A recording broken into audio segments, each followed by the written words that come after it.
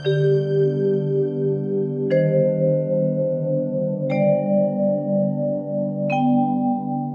बात है पिताजी, आप परेशान दिखाई दे रहे हैं। नया राजा बावला है। क्यों? कहता है ईश्वर कहाँ है, प्रमाण दो। वह किसे देख रहा है, कहां देख रहा है, इस समय क्या कर रहा है। और नास्तिक है बेटा, जो कल तक किसी ने उत्तर नहीं दिया तो वह सारे मंदिरों से मूर्तियां हटवा देगा। बस इतनी सी बात और इतनी चिंता। बेटा बड़े बड़े विद्वान। पिताजी, आप कल मुझे राजा के पास ले चलिए, मैं उनके प्रश्नों का उत्तर दूंगी।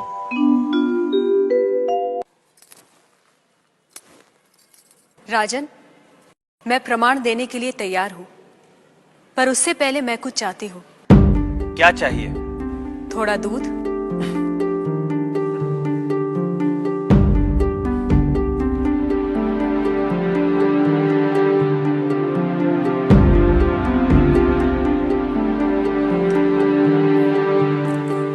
राजन, इस पात्र में आपको क्या दिखाई दे रहा है? दूध? क्या दूध के अलावा कुछ और दिखाई दे रहा है? नहीं।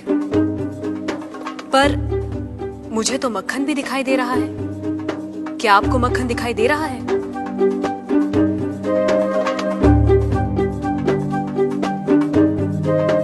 नहीं। पर राजन, क्या इसमें मक्खन नहीं है?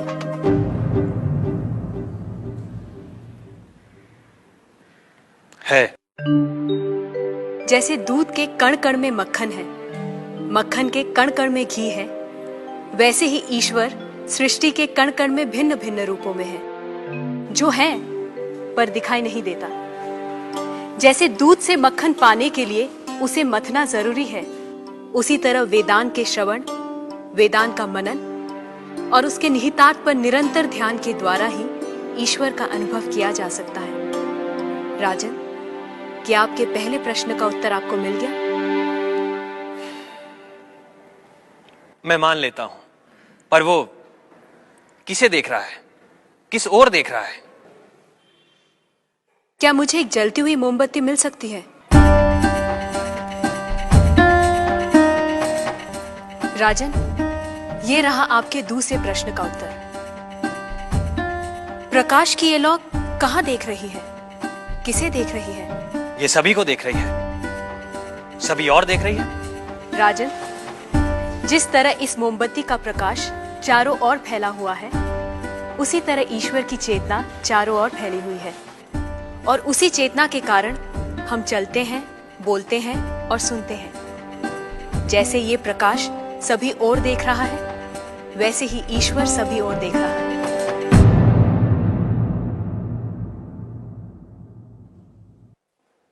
अब आपका तीसरा प्रश्न। वो इस समय क्या कर रहा है? राजन, इस समय मैं आपके प्रश्नों का उत्तर दे रही हूं, इसलिए मैं तुम्हारी गुरु हूं और तुम मेरे शिष्य। पर मैं खड़ी हूं और तुम बैठे हो। यदि अपने प्रश्न का उत्तर चाहते हो तो तुम्हें मुझे अपना आसन देना होगा।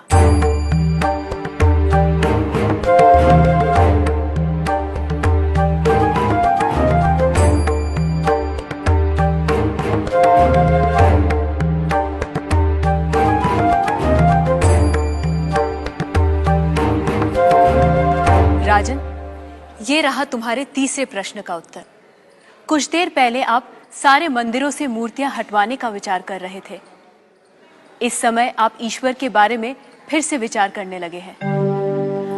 आप मेरे स्थान पर खड़े हैं और मैं आपके सिंहासन पर बैठी हूं। इधर एक राजा को सामान्य नागरिक का स्थान और एक सामान्य नागरिक को राज सिंहासन दे सकता है, ये आप देख रहे हैं। आप मेरे स्थान पर और मैं आपके स्थान पर बैठी हूं।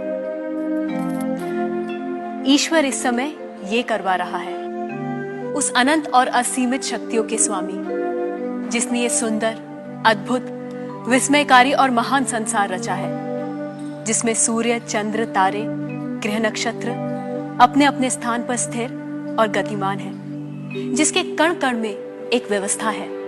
ऐसे शब्दों और ज्ञान से परे ईश्वर के लिए क्या संभव है? कहिए राजन, क्या मंदिरों से मूर्तियां हटवाई जाएं? मूर्तियां तो उस ईश्वर की प्रतीक है, उनका मूर्त रूप है। वह सर्वज्ञ, सर्वशक्तिमान, सर्वव्यापी ईश्वर सर्वत्र है। किसी ने उसको पत्थर में पाया, किसी ने पेड़ों में, किसी ने शब्दों के माध्यम से, तो किसी ने प्रार्थना करके। वही परमात्मा अनेक नाम, रूप और गुणों में व्यक्त होता है, और कोई उन्हें अरूप और निर्गुण आत्मा के रूप में जानते हैं।